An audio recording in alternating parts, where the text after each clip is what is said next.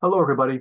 Welcome to another episode of Mondays with Mundy. And that's me, Jim Mundy, the historian and also the art curator for the Union League Legacy Foundation. And I mention art curator because this evening's subject is on art, and specifically a portrait of American President Rutherford B. Hayes by Thomas Eakins. Yes, we had it in the collection, if briefly.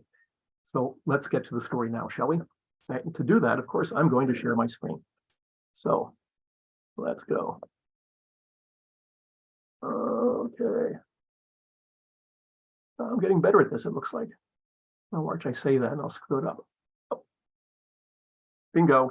Hot dogs. All right. So today's episode is called The Artist and the President, Thomas Eakins, Rutherford B. Hayes, and the Union League. And what kicked this whole thing off is that by now, I guess maybe 2 months ago, we were made aware of a letter for sale from the Rooms of Board of Inquiry, Department of the Interior. So it is a government letter. You can see it's dated August the 1st of 1877. And basically it is written to Colonel Samuel Bell, a Union League member, about the possibility of having the Philadelphia artist Thomas Eakins visit Washington, D.C. for a meeting with President Rutherford B. Hayes. Now, this might not seem like much, but given the controversy that evolved around this portrait, there is nothing in our archival collection anywhere that says this portrait even existed. All right, and it's been controversial ever since 1880, to be honest with you. So to find something like this that we can put in the archives to tell that at least supports the story of this painting, it was just too good to pass up. So let's get on with the story. All right, Thomas Eakins. You can call him the hero if you want, the protagonist perhaps. So Eakins was born in Philadelphia. He entered Central High School in 1857, and then, as it is now, Central is considered basically a college prep school. And Eakins was a brilliant student, apparently. His best subjects were things like mathematics, science, chemistry, but he also excelled in history and languages. He spoke French fluently and spoke 3 other, modern European languages and Latin. I mean, I had a hard time with introductory physical science and as a freshman in high school, and so I am in great awe of Eakins' scientific abilities, but they would come to play in the way he perceived himself as an artist. After all, he became known as the greatest anatomical painter of his generation and in his lifetime. So Eakins in 1866 enrolled at the Pennsylvania Academy of Fine Arts.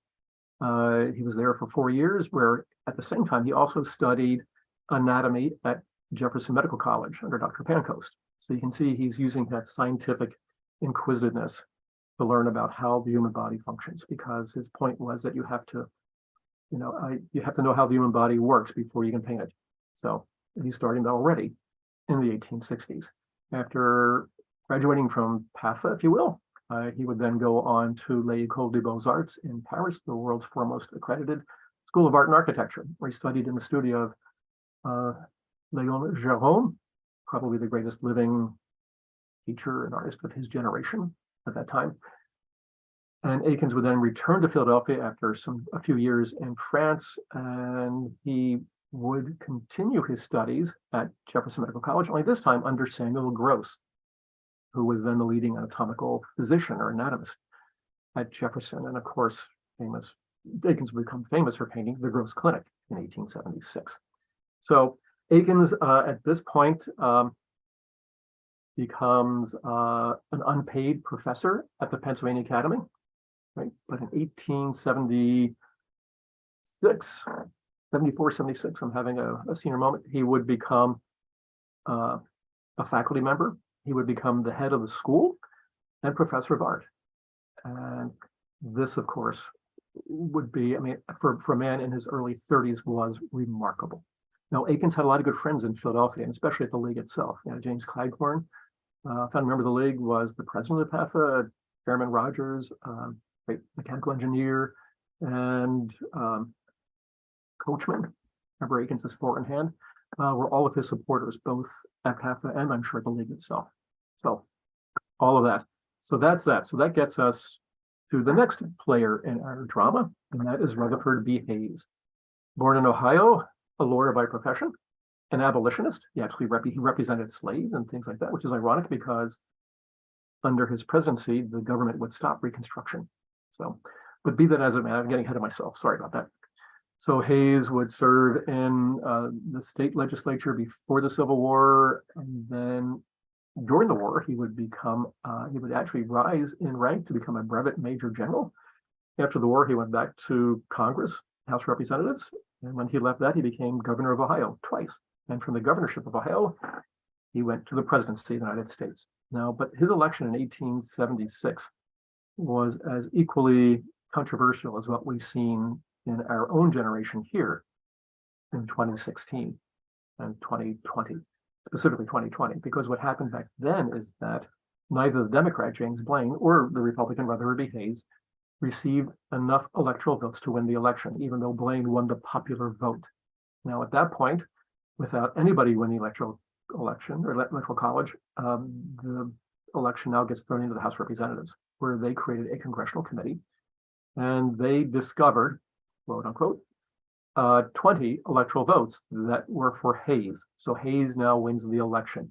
But of course, that congressional committee was made up of some Democrats as well. And so the quid pro quo, because there was a quid pro quo, was that Hayes's administration would basically end Reconstruction as it had existed under his predecessor, U.S. Grant. Well, that's what they fought the war for. And that the government will withdraw all the American troops from the Confederacy, as it had been and was still, if you will, in 1877. So controversy right out of the chute. So in June of 1877, only 3 months after Hayes takes office, because back then they went into office in March, a number of League members decided that, and they were Hayes supporters, that they wanted to have a portrait of Hayes in the collection. And so on June the 5th, member Colonel Samuel Bell wrote to Rutherford B. Hayes, asking for permission to have his portrait painted and recommend that the artist that they had selected, Thomas Eakins, meet with the president so they can begin discussing how to get this portrait painted. Now, then the commission was for $400, which was a good piece of money back then. This is actually the first commissioned portrait that Eakins had. He was doing portraits before that, but not commissioned, that is, paying portraits. So let's take a look at what he had been doing beforehand. And actually, as I mentioned, Eakins and the League were familiar with each other because it was in April of 1871 at the second Union League art exhibit that Eakins exhibited Max Schmidt in a single skull. It was the only time this painting, which would become world famous, and it was the only time the painting had ever been shown in public. Well, so Eakins knew the League and the League knew Eakins. 1876, the Gross Clinic. Without doubt, the most controversial painting of its time, and also without doubt, today, one of the most famous paintings of any American artist at this point in time. I won't go into the details, but take my word for it. It caused a lot of controversy. So that's that one. All right, and you can, there's tons of material on the Gross Clinic, and it is an astounding, groundbreaking portrait in its own way. And again, you can see the anatomist of Eakins coming out and using his teacher, Samuel Gross. So next we have two portraits that Eakins did in 1877. On the left, the Archbishop of Philadelphia, James Kendrick Wood, and on the right, a family friend, Dr. John Brinton. And this is the portrait that Eakins had in mind when it came to Hayes. He wanted to do Hayes in a very similar pose to this, but a full-length portrait, because that's what you get, because that's what makes the most sense to Eakins, rather than these traditional half portraits, because that's all the League was expecting at this point in time, was something, where you got the upper half of the body, maybe the hands, but certainly the head and the chest, and that was about it. So that's the letter, just to bring it back to you. So just to show it again, and again, don't try reading that cursive; it's a bear. So here's Eakins. All right. So when Eakins discovered, though, that this committee was only expecting half portrait, he wrote to George McCreary, who was the chairman of this art committee for this commission, and he said, "Look, I've got a much better idea." He said, I just did this portrait of Dr. Brinton. Everybody loves it. It's a great painting. I want to do a full-length portrait of President Hayes. Why don't you let me do that? Because it will be a lot better than just a head study, which I can do in just hours over the course of a week. But this would be so much better. Please let me do it. And on August the 4th, Colonel Bell wrote to the president again saying, that why don't you and Eakins get together and talk about what this painting is going to look like? You can determine the style and the size. So at least Eakins has some hope that he can do something bigger and better than just a portrait. Now, Eakins doesn't get to meet Hayes until late September. And late September in Washington is hot and humid, and there was no such thing as air conditioning, right? So let's see what happens. So Eakins meets with Hayes and explains what he wants to do. And Hayes says, no, not going to happen. I just had this other portrait done by this other famous artist, and I love the portrait. Said he came in here. I sat for 15 minutes. He did a few sketches of me. Then he took some photographs, and then he left and produced the portrait that I actually like. All right. So Eakins is going, but Mr. President, I can do something so much better. But Hayes will not relent. Basically, all Eakins got to do was sit in the president's office while Hayes was there. Hayes is standing, he's moving around, he's swirling in his chair. Nothing that would really fit Eakins's concept of what he wanted to do, or even how do you sketch somebody who's moving around all the time? So clearly, this was not going to work from Eakins' perspective. But nonetheless, though, Eakins was committed to doing the portrait. So what he did do a portrait, and it was a half-length portrait that showed Hayes sitting at his office table, as it was called, at his desk. So you see his hands on the desk, you see his face, and there's some light shining in on the right-hand side. But that's what it was.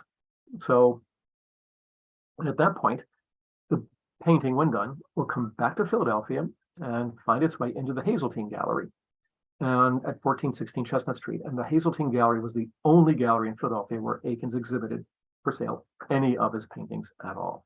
It was quite an honor for them and an honor for Eakins as well, because they were a very famous gallery in the city. And not surprisingly, the Hazeltines were members as well. So the painting is there from December of 1877 until, let's just say, the spring of 1878. And the art critics were fairly positive about the painting. They thought that it was, while not Eakins' best, because of the pose, which was rather awkward, apparently. Again, to try and cram in Hayes sitting at his desk, Eakins had apparently cut some artistic corners. But nonetheless, they all praised it for the strength of the portrait, the literalness of it, because after all, Eakins painted what he saw, and also with the comment that it was more anatomical probably than artistic, but still worthy of study. So the painting is eventually sent to the Union League, where it is paid for and hung on a wall. Now, again, I mentioned that, Eakins was a literalist. He painted what he saw. And apparently what he saw was President Hayes after he'd come in from a carriage ride or something, some physical exertion. And his face was flush and perspiring. And it made him look as if he'd been drinking, which is, in the Hayes presidency, in the Hayes White House, an absolute forbidden thing. It was, the Hayes White House was a temperance White House. Hayes's wife, Lucy, was known as Lemonade Lucy. The only once in the entire 4 years that Hayes was in office that was wine ever served. There's the funny expression that water flowed like champagne in the Hayes White House. So some members of the League thought that the Eakins portrait was disrespectful of the president and didn't show him as he should be shown.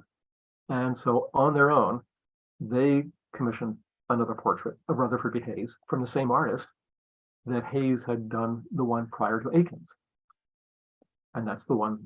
And what they then did is that A. Loudon Snowden, who led this group of artistic renegades of the League, if you will, he wrote to Hayes in June of 1880 and said, "My dear Mr. President, your supporters in the League who were disappointed at your portrait have taken it off the wall and replaced it with a new portrait of you that we think you will approve of much more than you did the Eakins. And furthermore, I will send you the Eakins portrait, and you and Mrs. Hayes will do with it what you will." And Snowden later remarked that he wouldn't be surprised if Mrs. Hayes put it in the rubbish bin. And that's probably what happened, because it has completely disappeared. It's not in Washington, D.C., it's not anywhere in Ohio, and it certainly is not at the Union League of Philadelphia. So what do we have today in place of a Thomas Eakins? Yes. This is William Garl Brown, and this is the portrait he did of Rutherford B. Hayes before the Thomas Eakins. So he just basically copied his own portrait. What a shame. What an artistic catastrophe, I think, in some ways, that we had an Eakins in the League's collection for a very brief time, and now we don't. But that's the way it goes. So I hope you like that story. It's a really remarkable story. One of the great what ifs, and I think in the League's history itself. So thank you as always for watching. I hope you enjoy these episodes as always. I hope they're interesting and they keep you riveted to your computer screen or whatever it is you're watching on. So between now and the next time when we meet, stay well, take care of yourselves, and enjoy this beautiful spring weather. So thank you and goodbye.